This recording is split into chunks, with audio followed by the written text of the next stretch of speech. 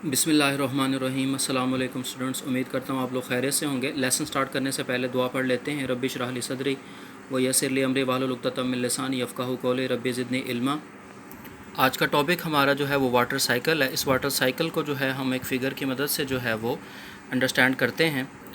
ये फ़िगर में हमारे पास एक वाटर साइकिल दिखाया गया है, यानी पानी का एक चक्कर है कि पहले पानी हमारे पास मौजूद है ओशंस की शक्ल में। सूरज की रोशनी जब ओशंस पर पड़ती है तो पानी एवेपोरेट होता है, बुखारात की शक्ल में ऊपर उठता है और ऊपर जाकर ये डस्ट के और स्मोक के पार्टिकल्स के साथ मिलकर जो है वो क्लाउड्स की शक्ल इख्तियार कर लेता है।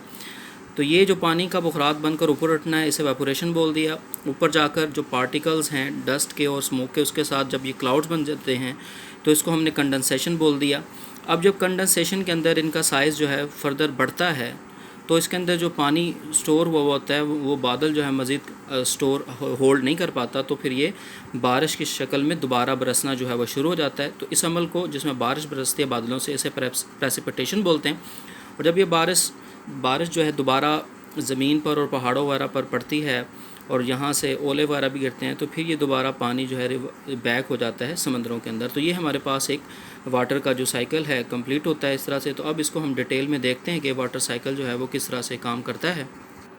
तो वाटर साइकिल है हमारे पास, water cycle also called hydrological cycle. तो हमारे पास ये जो वाटर का जो साइकिल है इसे हाइड्रोलॉजिकल साइकिल भी बोलते हैं, हाइड्रोलॉजिक साइकिल भी बोलते हैं इसको। Second point, during this process water changes its state from liquid to vapour, vapour to ice and back again. तो इस प्रोसेस के अंदर, वाटर साइकिल के प्रोसेस के अंदर जो है वो पानी बुखारात की शक्ल में जाता है, बुखारात से बर्फ़ की शक्ल में चला जाता है और फिर दोबारा वापस आ जाता है ज़मीन के ऊपर। थर्ड पॉइंट है, it provides all the water required by living organisms to perform their life process. तो ये जो वाटर साइकिल है इससे जो पानी मुहैया होता है ये तमाम जानदार जो अजसाम हैं उनको ज़िंदगी गुजारने के लिए जो पानी की ज़रूरत है वो मुहैया करता है इस तरह से। तो पहला हमारे पास स्टेप है इसके अंदर एवेपोरेशन का। तो इसमें पहला पॉइंट है सन प्लेज अ वाइटल रोल। तो हमने देखा था फिगर के अंदर कि जो सन है उसकी मौजूदगी में पानी जो है, जब ओशन के अंदर पानी मौजूद होता है तो सूरज की रोशनी पड़ती है तो बुखारात बनता है। तो sun play a vital role in driving water cycle. तो ये पानी का जो साइकिल चलाने में जो सूरज है वो बहुत अहम किरदार अदा करता है। Second point, due to an increase in temperature. तो जैसे जैसे दर्जा हरारत बढ़ता जाता है water molecules gain kinetic energy. तो पानी के जो मालिक्यूल्स हैं उनकी जो काइनेटिक एनर्जी है वो हरकी तवानाई इसको बोलते हैं, यानी हरकत करने की जो तवानाई है वो मालिक्यूल्स की बढ़ जाती है।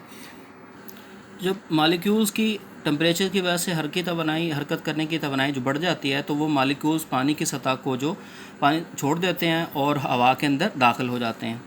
चौथा point, this conversion from liquid state to vapour state is called evaporation.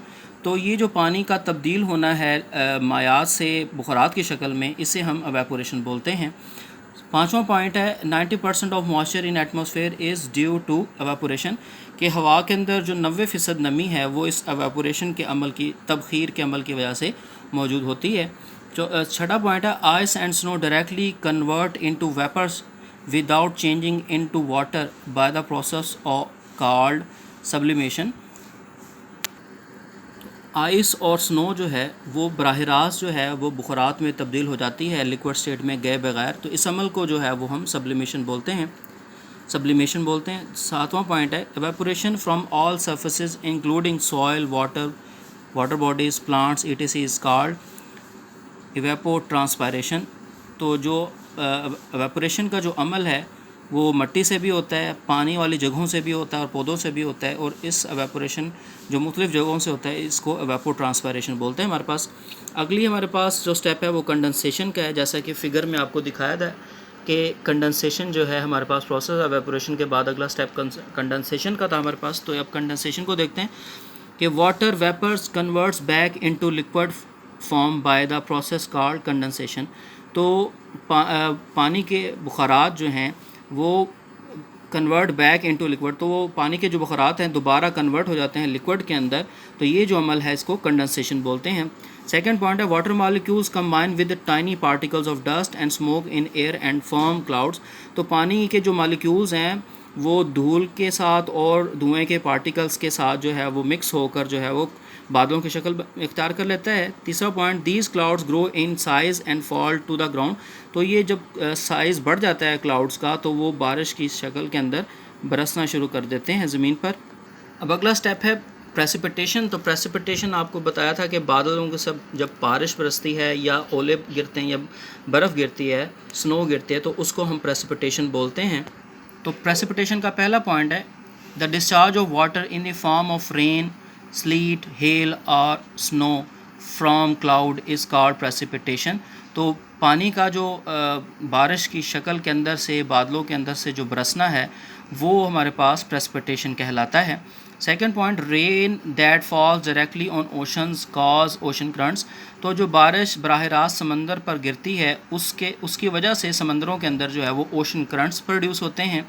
Third point, ocean currents circulate water in the ocean and deliver food to all the species having limiting mobility. तो इन ocean current की वजह से पानी जो है वो समंदर के अंदर सर्कुलेट करता है और ख़ुराक मुहैया करता है उन तमाम जानदारों को जिनकी समंदर के अंदर जो है वो मूवमेंट बहुत कम होती है। अगला स्टेप है रन ऑफ हमारे पास। ये लास्ट हमारे पास स्टेप है इसके अंदर। प्रेसिपिटेशन के बाद ये पानी रन ऑफ हो जाता है। रन ऑफ का मतलब बहना। तो अब ये रन ऑफ है हमारे पास, rivers flow across land as run off water. तो जो दरिया हैं वो ज़मीन के ऊपर बहने, पानी जो है वो जो ज़मीन पर जो दरिया बहते हैं उन्हें रन ऑफ वाटर हम कहेंगे। सेकंड है this run off water move towards oceans, कि ये जो बहता हुआ पानी है ये मूव करता है समंदरों की तरफ। Third point, more run off water increase the chances of flood, कि जितना ज़्यादा पानी बहेगा उससे समंदरों का जो लेवल है वो भी राइज़ करता है और दरियाओं का लेवल भी है वो भी राइज़ करता है और उससे फिर हमारे पास सैलाब आने का ख़तरात बढ़ जाते हैं। चौथा point, when run off water seeps into the ground. तो जब ये रन ऑफ वाटर बहता हुआ पानी ज़मीन के अंदर जाता है, जज्ब होता है, it brings the water table up. तो इससे ज़ेर ज़मीन पानी का जो लेवल है वो अप हो जाता है। अब अगली हमारे पास जो टॉपिक है वो इम्प्योरिटीज़ इन वाटर, के पानी के अंदर कौन कौन सी आलूदगियाँ होती हैं हमारे पास। फर्स्ट है the unwanted substances that make water unfit for use called pollutants. तो वो चीज़ें जिसकी वजह से पानी पीने के लायक या इस्तेमाल करने के लायक नहीं रहता, उन चीज़ों को हम पोल्यूटेंट्स बोलेंगे, यानी पानी की आलूदगी बोलेंगे उसको। सेकंड है this addition of pollutants into water is called water pollutants. तो ये जो ऐसी चीज़ें जिससे पानी इस्तेमाल के लायक नहीं रहता तो उसे हम पानी की आलूदगी बोलते हैं। Third point, pollutants that completely dissolve in water are called soluble pollutants. तो ऐसे जो आलूदगी फैलाने वाली चीज़ें जो पानी में मुकम्मल तौर पर हल हो जाती हैं उन्हें सॉल्युबल पोल्यूटेंट्स बोलते हैं, यानी हल हो जाने वाले पोल्यूटेंट्स। और लास्ट है pollutants which do not dissolve in water. तो ऐसे आलूदगी पैदा करने वाले जो पानी में मुकम्मल तौर पर हल नहीं होते और पानी के अंदर ही मौजूद रहते हैं, रिमेन सस्पेंडेड इन वाटर, और पानी के अंदर ही मौजूद रहते हैं, आर कॉल्ड इनसॉल्युबल पोल्यूटेंट्स। तो हम उनको इनसॉल्युबल पोल्यूटेंट्स जो है वो बोलते हैं जो पानी में जज्ब नहीं होते। तो ये हैं जी हमारे पास वो पोल्यूटेंट्स जो है जिनकी वजह से पानी जो है वो आलूदा होता है, इस्तेमाल के लायक नहीं रहता।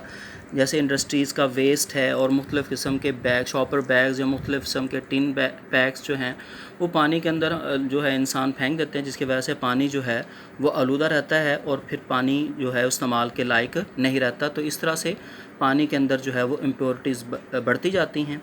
तो ये आज का हमारा टॉपिक जो है वो यहाँ पर कंप्लीट हो जाता है।